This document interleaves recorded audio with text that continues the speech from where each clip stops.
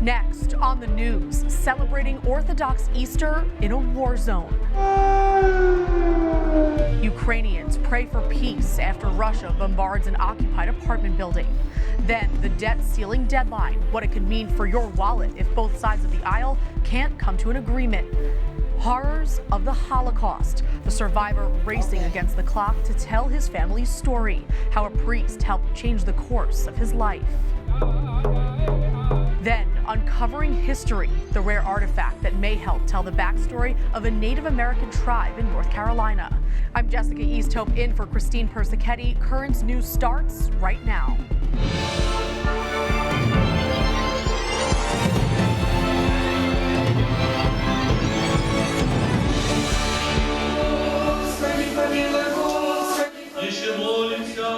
Easter in Ukraine, spent in the shadow of war, another holy day without peace.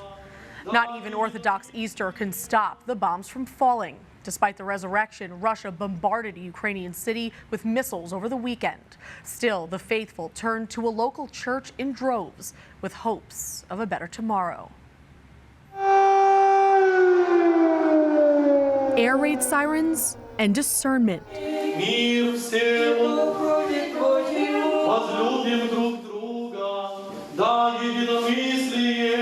It's Orthodox Easter in Sloviansk, a town battered Friday, Good Friday, by deadly Russian missile strikes.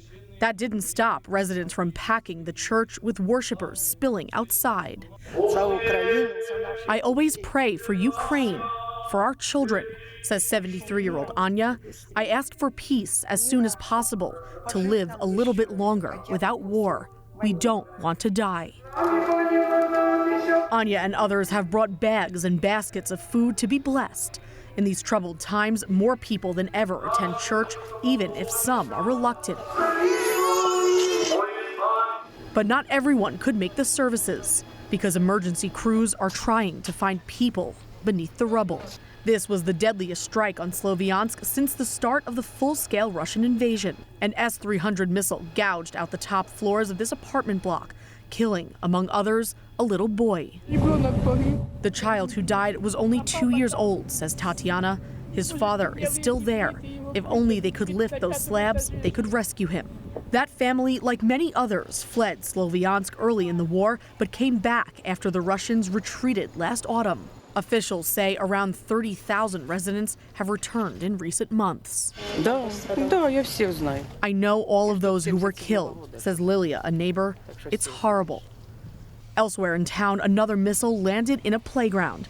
As fate would have it, Friday was cold and rainy. The playground was empty. The Easter services here go on for hours, allowing those shaken by recent attacks to renew their faith that this war will eventually come to an end. Pope Francis said he's thinking about everyone in Ukraine and Russia who celebrated Easter this weekend and once again encouraged peace between the two nations. And His Holiness didn't stop there. Pope Francis also defended Pope St. John Paul II. E certo di interpretare I sentimenti dei fedeli di tutto il mondo, rivolgo un pensiero grato alla memoria di San Giovanni Paolo II, in questi giorni oggetto di illazioni offensive e infondate. He's referring to a recently released audio recording of a mobster who insinuated that the late pontiff would try to lure underage girls into the Vatican. The tape was played during an Italian TV program by the brother of a young girl who disappeared in 1983. Emanuela Orlandi was the daughter of a Vatican employee, and her disappearance was recently reopened by the Holy See. Last Tuesday, her brother Pietro spent 8 hours with prosecutors discussing the case and providing them with the mobster's audio tape. The Vatican has also responded to the recording, saying there is no evidence or witnesses to support this claim. Developing tonight, pro-abortion rallies continue to take place across the country. The justices are considering a lower court ruling that would place restrictions on access to the abortion drug mifepristone, and a decision could come this week. It's become the most significant abortion battle since Roe v. Wade was overturned almost 1 year ago. The Supreme Court Justice Samuel Alito extending a lower court's hold on the ruling until at least Wednesday night to allow the justices to fully examine the issue. In the meantime, sides remain drawn. The FDA has been the only authority in the U.S. to regulate drugs since the start of the 20th century. Here in New York, Governor Kathy Hochul announced she's stockpiling the drug and forcing health insurers to cover it. The New York State Catholic Conference is fighting this plan, which includes a series of dangerous taxpayer-funded abortion expansion actions. To voice your objection to New York's governor, just go to nyscatholic.org and click on the Take Action tab. Meanwhile, lawmakers in Washington had a lengthy to-do list for their return to Capitol Hill today, and a high priority, the debt ceiling debacle. Despite the threat of an economic catastrophe, there's no deal in sight from the House. Mike Valerio reports on what you can do now to protect your wallet for the worst-case scenario.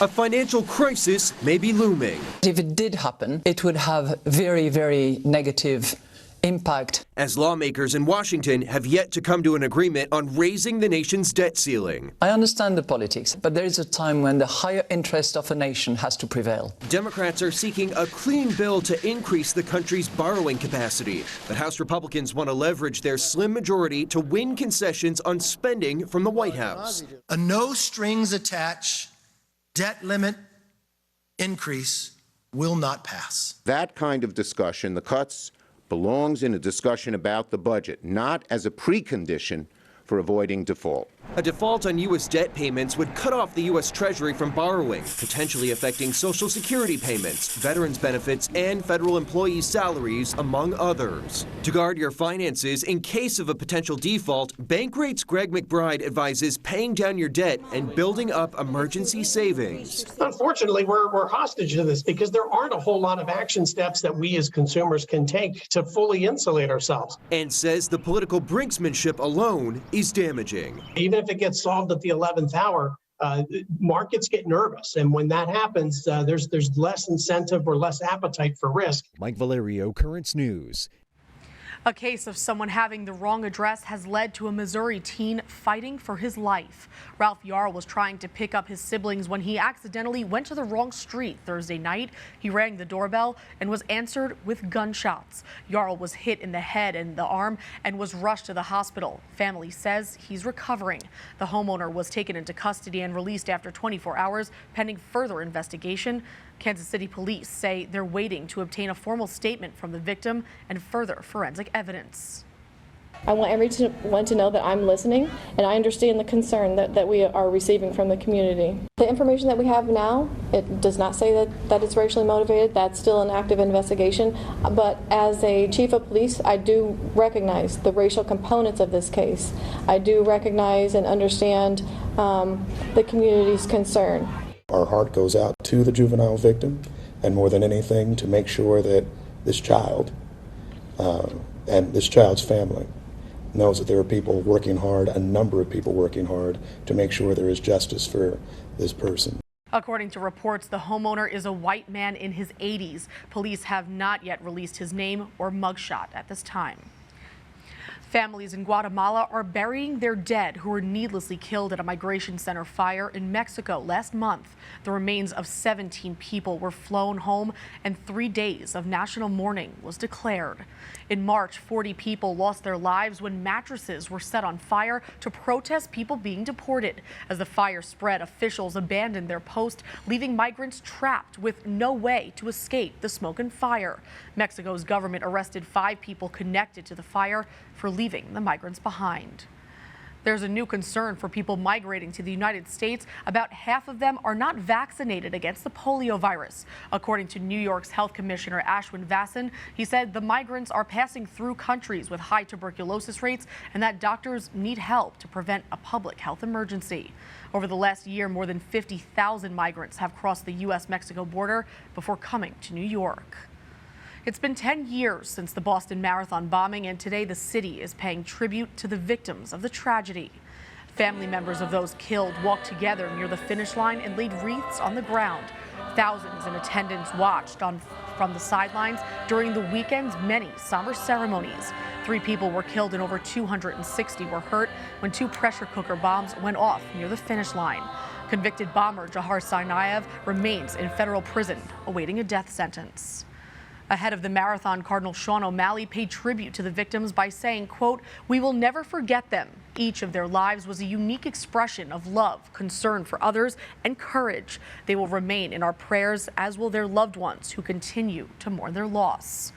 There's a lot more news headed your way. A survivor tells his story, the man who experienced the Holocaust firsthand and is around to talk about it because of the church. And the odds of another Holocaust. One expert shares his reasoning on why we may see another event in the future. Plus, the discovery of a lifetime, how one afternoon swim may give clues of a Native American tribe's history.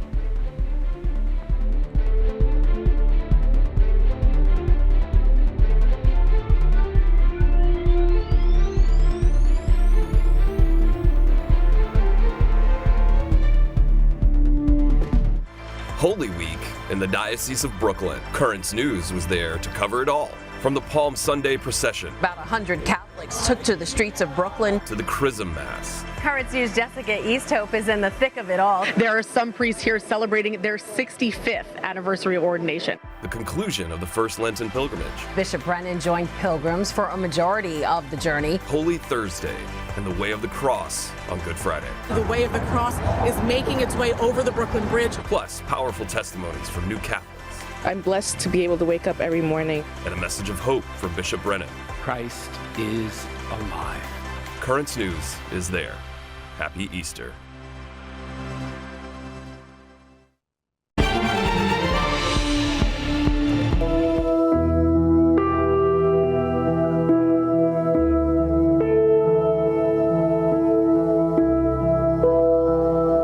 The Holocaust, not long ago and not too far away. One survivor reminding us that today, once again, humanity is a choice. Yom HaShoah, Holocaust Remembrance Day, begins at sundown, but every year there are less survivors alive to tell their stories. And every year, sadly, there is still more to learn. One man is racing against the clock. Mark Schoenwetter tells me he's on a mission to make sure his impact on this earth is more powerful than the hate he endured 80 years ago. Father, and this is Israel, your dad. That's you, right? Right. Yes. This is Mark Schoenwetter's family history. Some of it he wishes he could forget. I am very fortunate that I can be alive today and enjoy the life that I never suspect during the war that I'd be able to do it. In 1942, Mark fled with his mother and sister from their small village of Brzostek, Poland. Their lives were in danger. Nazis started to ask, where are the Jews? Nazis were kind of getting rid of all the Jewish people, taking them to concentration camps, labor camps. We were lucky that we escaped and we were not taken, but we had to hide. This was the one that saved you. Flashes of dead bodies, the thought of his father in a mass grave, and dark, cold nights hiding in the forest are just some of what Mark endured. When people began to suspect Mark's mother was Jewish, it was a Catholic priest who protected her. Sunday came and we had to go to confession. Mark's mother did just that, confessed that she was Jewish and hiding out with her 2 children. The priest restored her faith in God and in humanity. And he tells her, my child, you will survive. Have faith in God. He's going to help you. Mark says it's what the priest did after that confession that might have saved their lives. After the services were done, comes to my mom, takes and puts his hand on her shoulder and walks with her, say some little things. So from that point on, nobody anymore mentioned any suspicion about her. As of 2 days or whatever. Now, 8 decades later, Mark gives hundreds of speeches every year all over the country, educating people about the Holocaust. For him, that priest was proof that interfaith collaboration can make a difference. It shows you that the church can do a lot like he did. Everyone should live in peace and harmony between each other, not in hatred. The son of the son. Okay. Yeah. In 2019, Mark's two daughters, Isabella and Ann, started the Mark Schoenwetter Holocaust Education Foundation, raising grant money for schools to bring in educational material, new curriculum, and guest speakers. So far, they've reached more than 70,000 students across the country. We've seen the power of education. There's so many districts that have no Jewish people. They've never met a Jewish person.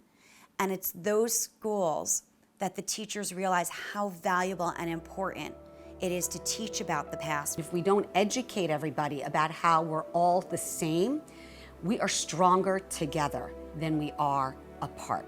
And as long as we all decide to use our voices for goodness, we one day will drown out the voices of violence and hatred if we all come together. I love that one session. Mark Schoenwetter can't erase the past, but his legacy will be helping others learn from it to make sure history doesn't repeat itself.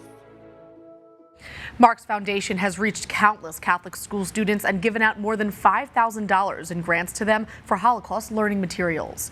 To learn more and/or donate to the Mark Schoenwetter Holocaust Education Foundation, you can visit mshefoundation.org. Continuing now with our special coverage of Yom HaShoah, we're joined by historian and author Dr. Dan McMillan, whose book, How Could This Happen? Explaining the Holocaust, breaks down how the genocide unfolded. Dan, welcome. Very nice to be with you, Jessica. Thank you for having me. I want to start by asking the question that's been asked by so many. How could this happen? How did the Holocaust happen in plain sight? By far the most important reason is that the elite of German society decided that individual human life had no intrinsic value whatsoever, and they came to look at the world this way because 10 million young men were slaughtered in the First World War, which cheapened human life and made violence seem acceptable, because social Darwinist racism led them to see history as the brutal struggle for survival between the races of the world. Unfit races perished, fit races flourish. This was to be celebrated, not deplored. The third is finally that the German people came to believe that Adolf Hitler was almost a kind of demigod, a superhuman being who was not subject to any kind of moral or legal judgment, and so anyone carrying out his orders, by definition, could not be doing anything immoral. And those three factors, as a perfect storm, created a situation where human life lost all value. And Dan, I want to just take a second to read a passage from your book. It says, today people marvel at what they imagine to have been a boundless hatred that fueled the Holocaust. Yet the truth was often something far more frightening. Not hot, passionate hatred, but rather indifference so cold that mass murder provoked no more emotion than the disgust one feels when stepping on a beetle. Do you feel that indifference did more harm than hatred ever could? I think ultimately that is the most important factor in the Holocaust. Is human life is without value, where we do not care at all, not just Jewish life, but all life effectively, and thus hatred is really not so much the issue. In a way, hatred is almost reassuring compared to that kind of indifference. And, you know, we always hear the promise, never again. But unfortunately, as you mentioned before, and you mentioned in your book, Rwanda and Armenia, genocide takes place in varying degrees in parts of the world in modern day. Do you think something on this scale could happen again? It can, and it absolutely will. And indeed, I think on a greater scale, throughout the third world, the countries that are overpopulated, there is already not enough food and water. For people, the impacts of climate change will devastate those supplies. I think that we're going to see famine, war, and genocide on an absolutely terrifying scale. On the other hand, I do not see another genocide as possible in a first world society, in a democracy. And so we should not forget that there has been moral progress in our history. And as we saw before, incidents of anti-Semitism are on the rise in New York City and across the country. Why do you think this is still happening, and how, in your opinion, can we put a stop to it? I think that anti-Semitism in particular is perhaps the most durable of prejudices, because In almost every society where they have lived, Jews have been exceptionally successful, which provokes not only envy, but a fear that there is such a thing as Jewish influence or Jewish power. There is no such thing because Jews do not handle as Jews as a group, they handle as individuals.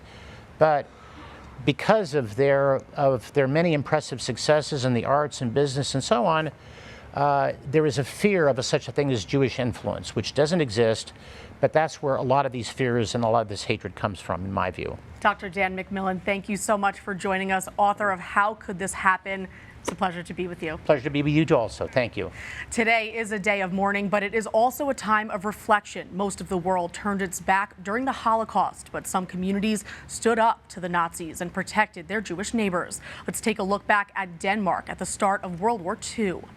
Religious bigotry was considered an outrage there, so for years the Nazis agreed to stand down. But Hitler finally ordered a roundup in 1943. The Danes refused to give in. They came together to mount a massive rescue, transporting their Jewish neighbors in a makeshift flotilla across the straits to safety in Sweden. More than 7,000 people made it, and almost all Denmark's Jews went on to survive the war. Currents News will be right back after the break.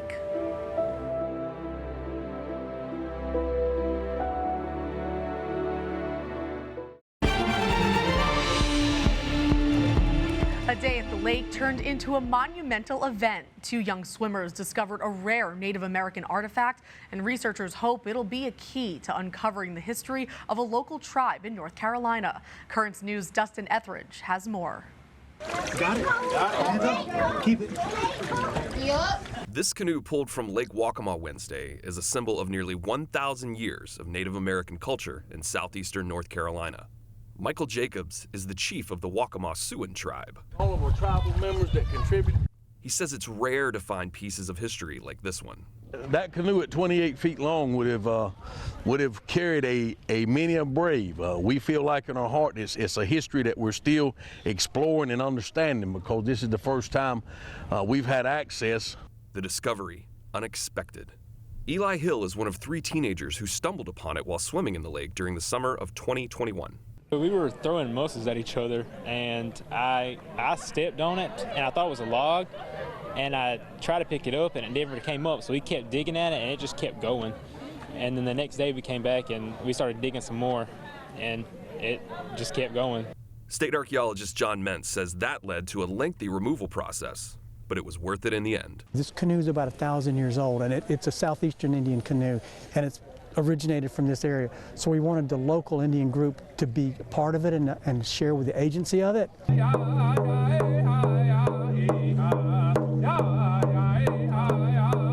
The canoe will be taken to a lab in Greenville to be preserved, studied, and hopefully share its secrets. The use of this dugout canoe is one of those things we're looking forward to examining it, run some tests on it, and really finding out and going back to our elders and getting the history of it to where we can teach the truth to our people and know that we've got concrete evidence to stand on. While Hill and his friends recognize the weight of their discovery. I realized how much it actually meant to people. I realized that it means more to them than it does to me.